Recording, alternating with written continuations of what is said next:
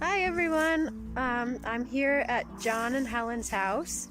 Helen made me this really cool mask with flowers on the inside and some baby chicks with hats on the outside. I love it. And Helen is going to show us all the different flowers at her house. And Helen is John's wife. Some of you may remember her. She came to our picnic last year. We're just going to follow her, and she's going to tell us about the flowers that are in her yard. She has a ton of beautiful flowers, and I wonder how many of these kinds of flowers you have in your yards. All right, here's Helen.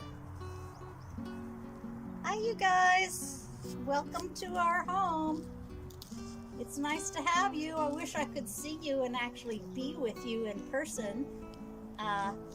But I'll be able to share some of spring with you. Spring is amazing. So come on over. I'm just going to point out, maybe you can get a sense of this whole thing, Sheila. This is spring that has sprung. The daffodils, the yellow flowers, those come first. They're actually snowdrops that come, and grape hyacinths, they're past their bloom. But after the daffodils come the tulips, and they're just now, they opened up yesterday. But they're really beautiful.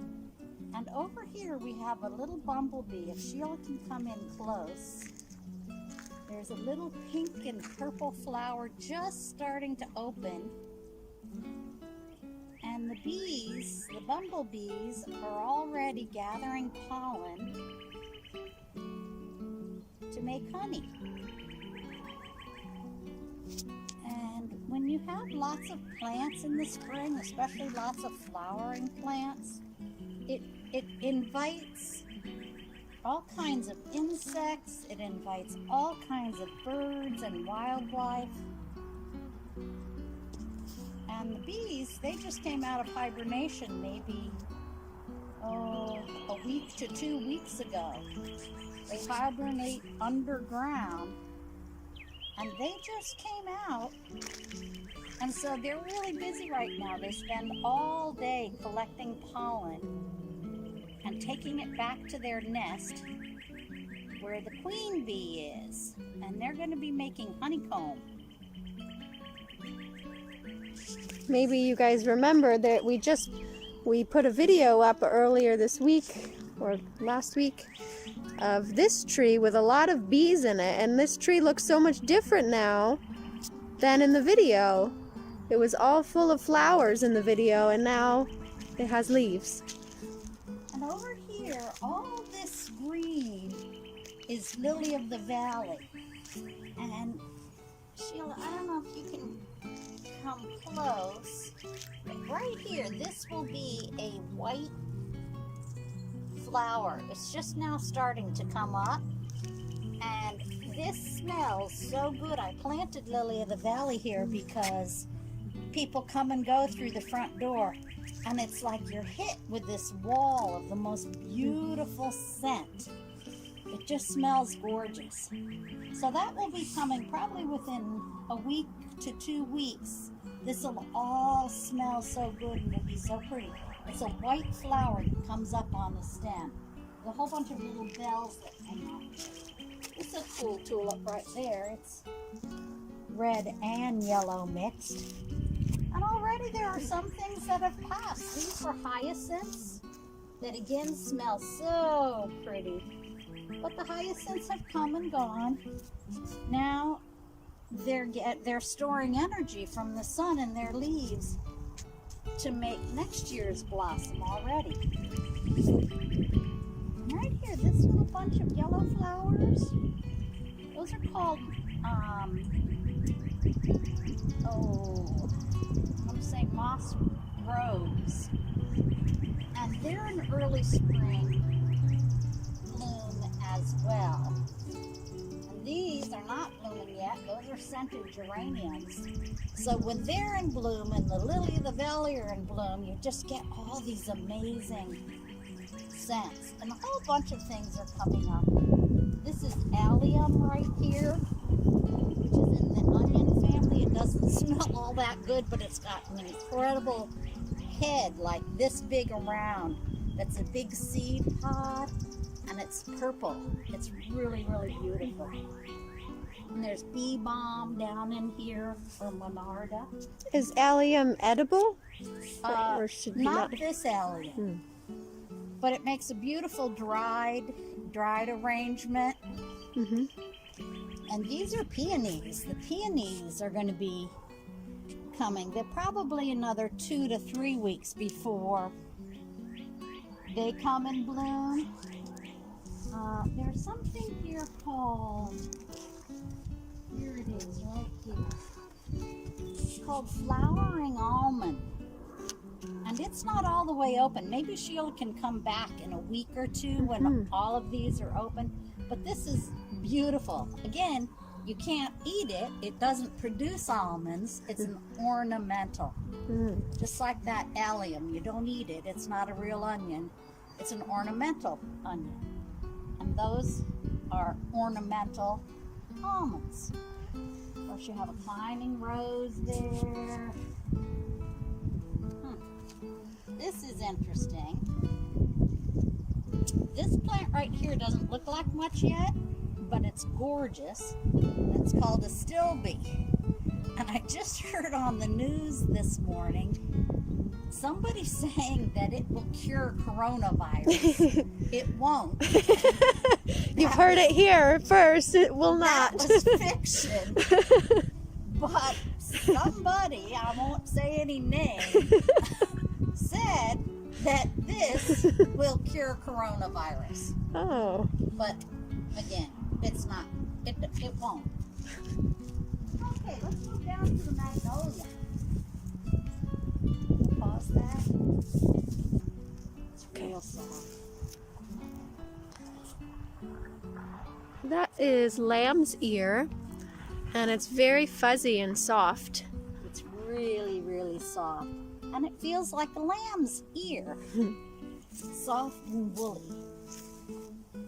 Okay, this is our magnolia tree.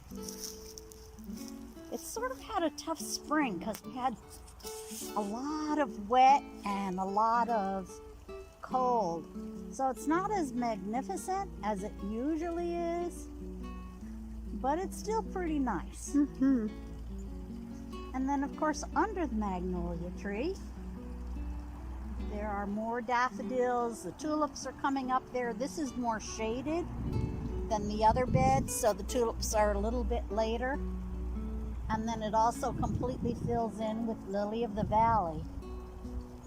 And if you pan over that way, and we can walk toward there, this is where my little orchard is. This pink tree right here, there are 2 of them. These are peach trees. Oh, Sheila, wait. Can you get a shot of that? That's a really cool little plant. It's called grape hyacinth. Oh, that is cool. And most of them have already bloomed and gone. But for some reason, that one, maybe because it gets more shade. But again, they're such an interesting little flower. Purple with it rimmed in white. Yeah, looks like a bunch of grapes. So this is a peach tree, and probably this season. Now I know it's going to be cold this weekend, and I'm really hoping we don't get a frost because those buds are really open. Is that a possibility? It's a possibility. Oh, no. And 2 years ago we got a frost at about that stage, and I had 1 peach. In a regular year, I'll probably, if it doesn't frost, I'll probably get 100 to 150 peaches. Wow. From each tree. Do you make jam? I make jam, I give away peaches, I make peach cobbler, anything peach. And in my family, our children are accustomed to, for Christmas gifts, they get a whole bunch of different things that I've made from the garden. And they always love the jam. I make raspberry jam, peach jam, and grape jam. Wow, peach blossoms, they're so pretty. Yeah, and again, the bees, especially first thing in the morning, the bees work the peach tree. And that's also a peach tree, not quite as open because it doesn't get quite as much sun. Our neighbors' trees are kind of growing in on our yard and it's shading this tree a little bit.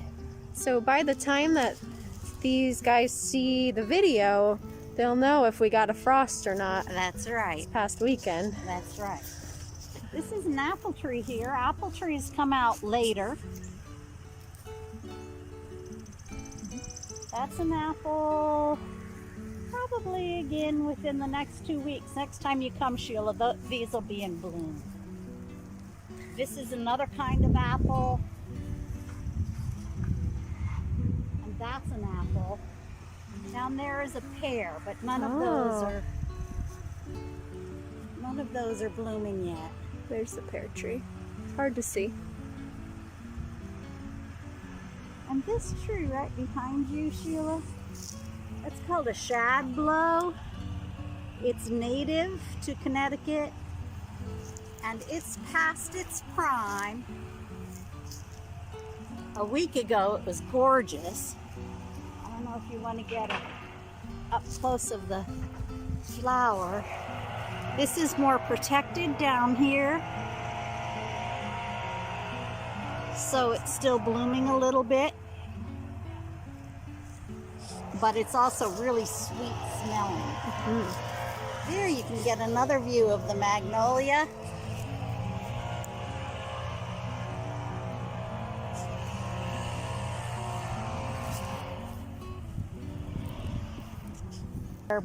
Their flower comes before their leaf. These are red buds. Yeah. It's called an eastern red bud. And again, it's ready to open, but it's not open yet. And can you see down there the white trees along the drive? What are those? Those are Bradford pear. And again, it's an ornamental pear. They don't produce fruit. The tree across the lawn there is a Bartlett pear, so it does produce fruit. Bartlett pears, are those the brown ones Yes. you get in the store? Yeah, Those are good. yeah. Right. Okay, let's head up, maybe check out what we can see up in the garden. Very little is coming, but I've been working at weeding the strawberries, and strawberries produce in June. Ooh, soon. So they're in flower right now. All right, let's go see the strawberry blossoms.